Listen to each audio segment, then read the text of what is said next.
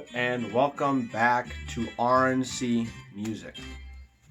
Tonight we have a discussion video where basically I just sit down and talk to a camera and you guys watch on a screen. So tonight's discussion is about pretty much the two albums that forever changed my life. And when I mean life, I mean taste in music and pretty much how I perceive music. So, first album goes way back. Let's see, probably about 2011 is when I acquired this album and started listening to the absolute crap out of it. This first album is The Beatles One. This is highly regarded in pretty much any Beatles community, classic rock community, to be one of the best compilations ever. Basically what it is it's a collection of all the Beatles' number one hits in the UK and the US, all put onto one CD. 27 tracks, which is actually quite a lot for a CD, and they fit it all into one CD here. And I don't know if you can come across some video, but this is a pretty worn out and scratched CD from me listening to it so much. At the time when I got this CD, I really wasn't into music. I was in elementary school, probably about first grade, and I pretty much just listened to whatever was on the radio, and that was about it. And I didn't really remember any songs. I just listened to songs like, wow, this is music, I guess. That all changed when my dad said, hey, check this out. He gave me Beatles One and Beatles Abbey Road, which he had got from like a music subscription years ago. And I was like, Abbey Road, that's kind of a weird sounding album. So I put it on, I was like, wow, this music's kind of weird. I kind of don't like this. My taste will evolve and I will appreciate the album after I listen to the second album I'll show you. But this album, I was like, whoa, the Beatles, that's like greatest band ever. Paul, George, Ringo, and John, like, these guys are like the best thing to ever happen.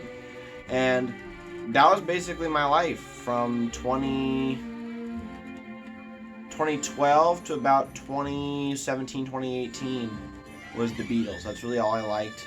That's all I listened to was the Beatles. And at the time I didn't have a phone or a tablet, and I didn't know what music streaming was. So all I had was this CD to listen to over and over and over hundreds of times. That pretty much changed about 2015 when I started acquiring the other Beatles albums on CD. And then 2017 I got a tablet that could stream Spotify. So that changed it a little bit. And then 2018 I got a phone and I could stream it on Wi-Fi, because I was on a data plan that only allowed me to have 2 gigabytes of mobile data. Anyways, this really opened my eyes to what music can be, other than the generic 2010s and 2000s pop music on the radio, which is pretty much every song sounds the same, honestly, to me. But this was what opened my eyes to what music can be, and in my opinion should be. And I still cherish this. This is a original 2000 copy with the actual plastic jewel case and all that. And one nitpick about the other albums that will always bother me, because this was my first listening on the album, was the 2000. On Let It Be, on this 2000, they used the singles version, which was produced by George Martin. So it's got the, it doesn't have the reverb on the cymbals, and it doesn't have the Phil Spector wall of sound crap, and it has a different guitar solo. But if you go out and buy the new version in the cardboard sleeve, or you stream this on Spotify, they will use the album version of Let It Be, which really gets on my nerves, because this is a singles compilation. not an album hits compilation. So these should all be their original singles versions. Other than that, I think there's a couple songs that should be on here that aren't, like Strawberry Fields Forever, pretty pivotal song for the Beatles, and Please Please Me. I think that was a major mistake on the part of the people who are behind making this. Now, I can understand them leaving out those songs, though. 27 songs is a lot to put on this album. I think the runtime for this is like 74 minutes. So it's literally pushing the CD to everything it can do. Because a normal CD at 800 megabytes can only do 80 minutes of music at CD quality. Well, this is doing 74 minutes, which basically fills up the entire disc, which is amazing. I have some CDs that have 2 discs that are 74 minutes or less. It's just wild what they could fit into one CD. Anyways, so this was pretty much my life from about 2011, 2012 to about 2017. Next album. A little bit of a backstory on this. Pink Floyd The Wall.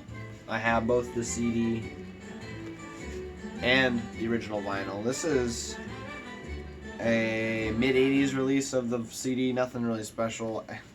I cracked the case the other day. I feel kind of bad about it. Anyways, it's okay. It's not the best sounding thing. It's miles better than the latest vinyl pressing from 2016. It has that weird audible click at the beginning of Comfortably Numb. Apparently there's some copies of these that are made in Canada, I think, that don't have that. That's not my copy. But it's a fine release. It's got the CDs in the Fat Boy case with a like fold-out roadmap style lyric sheet and stuff. Anyways, I'm not here to review the CD. I'm here to talk about my experience with the album. So, my first listen to this album was actually not the physical media form. When I got my desktop, the Dell, from my grandfather, there was already ripped music onto it. Like, I'm pretty sure purchased from iTunes or something. I'm not sure how it all worked or how he got it on there. But there was 2 Pink Floyd albums, Dark Side of the Moon and The Wall. And I listened to Dark Side of the Moon, couldn't get into it at the time. Now I love it, but I just couldn't get into it at the time. But I listened to The Wall, and I don't know what it was, because The Wall is definitely nowhere near the Beatles, but something with this album struck a chord with me. It was like, wow, I am so narrow-minded and naive to think that the Beatles is the only good music out there. This album completely opened my eyes to classic rock. Like, before, when I was just the Beatles fan, I wouldn't listen to anything else but my Beatles CDs, and that was it. This is what made this possible. What made this possible. This YouTube channel is indirectly spawned from this album, from me opening my eyes to what other music is, to get me to have all this vinyl, all these CDs, and a hi-fi setup, and this YouTube channel again. This specific album opened my eyes. Obviously not this vinyl, of course. I got this vinyl a tad bit later. But this album symbolically brought all of this to you. And I don't know what is with it. It's not that it's an amazing album. It's not that it's a work of art. It is. It's just something just snapped in my brain and said, this is like, I've never heard this before. This is something otherworldly, angelic, heavenly almost. It just opened my eyes to what a broader world music is. I mean, I think I even became a better musician myself after listening and studying this album. I feel like I opened my mind to the broader expanse of music that isn't the Beatles. Don't get me wrong, the Beatles are good, but there is a heck of a lot better stuff than the Beatles. not to discredit them, but some of their songs are a little, also, I think the darker tone of not only Pink Floyd in general, but the super dark and heavy tone of this album is what hooked me. I always liked some of the Beatles songs that had a little more of a darker tone, like Lady Madonna or Get Back. A lot more of their later stuff had a little bit of darker tone, and when I listened to this, I finally was able to appreciate Abbey Road, because this and Abbey Road have somewhat of a similar sound, even though they came out about 10 years apart. Abbey Road's 1969, this is 1979. They both have that darker feeling that I lusted for, but didn't know I wanted or needed. The darker tones are just quite prevalent throughout this album, and I think that is why it's stuck so heavily with me, because I never heard anything like it. I was used to the Lucky Go Happy love songs of the Beatles, and songs like Young Lust, I was like, whoa, that's like talking about sex and stuff. And then Comfortably Numb, like, drugs, that's nice. And just stuff like that, I was like, wow, music has meaning. And, of course, Beatles music also has meaning, but this is relatable meaning. Obviously not sex and drugs, of course, but real world experiences trials and tribulations, Pink goes through in this album, so much adversity that he goes through, shutting himself off with The Wall. It's just, I think that for me, in the time and place I was in 8th grade, gonna be a freshman in high school, and there was a lot of stress in middle school and going into high school, and you're starting your new educational career, and you're moving up into the final years of your education into high school. This is it. This is what you've been working for. And I just think that this darker tone resonates with me more. And now that I'm a junior in high school, stuff like albums like Wish You Were Here really struck a chord with me now more, because that album has a lot to do with lost and wanting and new things, like Welcome to the Machine. You could use that as a metaphor for a senior going out into the world and working for the man. Welcome to the machine. You are now part of it. And Wish You Were Here, you could use that as a metaphor to say you're wishing for your youth again. You're an adult now and you have responsibilities. It's not carefree anymore. Or even Shine On You Crazy Diamond, a metaphor for how you used to be so full of life and now life has taken the life out of you.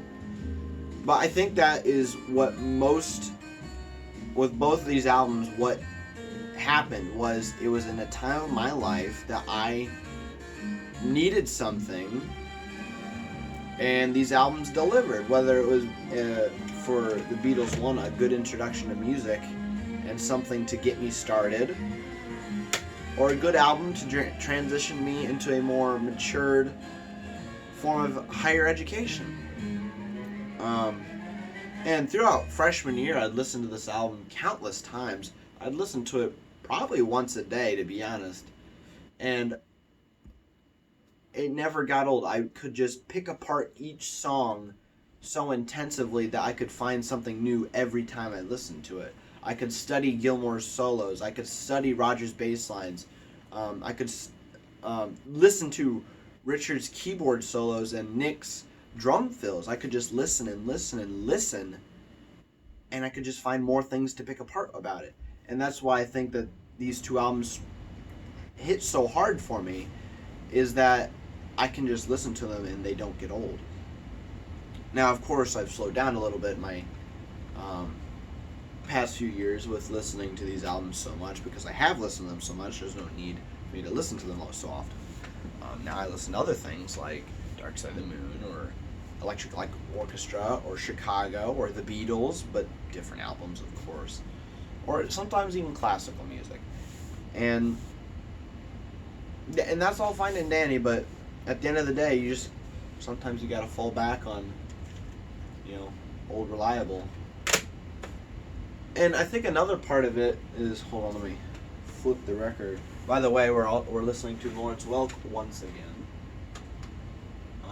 This time, Baby Elephant Walk, and not Winchester Cathedral. You're listening to Baby Elephant Walk. Anyways, what was I saying? Gosh darn it.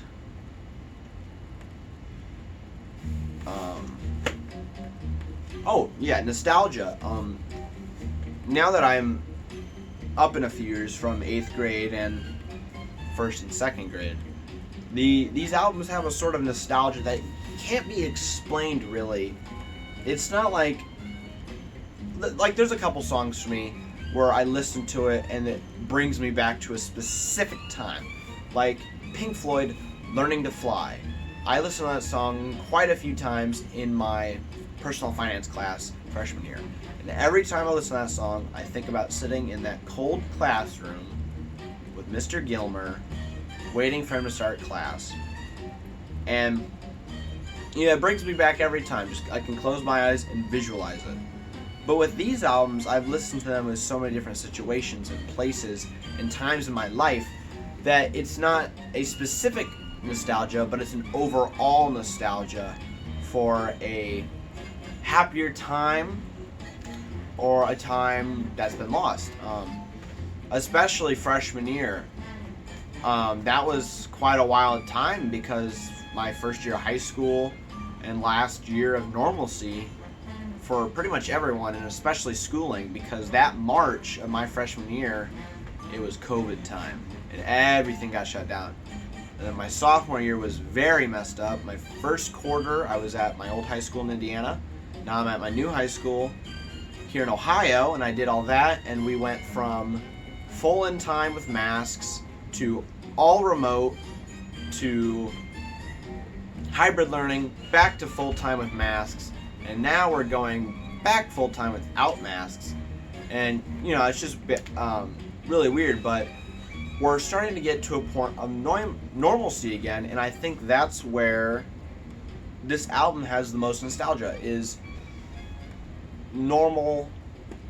I say normal, but times that were simpler and less complicated, where there was a lot less caring about everything, and you could just mind your own business and do what you wanted without question. And I think that's what I long for when I listen to this album, that feeling of freedom that I still have, but it's quite restricted with all the stuff going on. Anyways, I've ranted long enough about my favorite album, not favorite albums, but the albums that have changed my life. If you guys like these more casual discussions, I'd like to hear some banter about it, I guess, down in the comment section. And oh my gosh, throw me a like, I guess. Wow, I'm really wanting here. But I like doing these little discussions. I've done about 1.5 now. That last video I did, about half the video was a discussion. This is a full video discussion now. I kind of just like this laid back, spin some vinyl in the 70s vinyl pit, and just kind of talk in front of a camera. I kind of just like the vibe. It's a lot less stress on me to write a script and get all this out and have to read the script and get it right every single time. I just want to spit words out of my mouth and see where it goes. And I honestly don't even really have to edit this video. I don't have to put any transitions or background music in, because we're just listening to some vinyl, and there's no transition to do because this is just all one continuous shot. But anyways, I'm about done for this video, and I think you are too. So for me, it's nighttime, so I guess have a great night if you're listening to this at night. But whatever time you're watching it, have a good one. And this has been RNC Music talking once again, and I am out.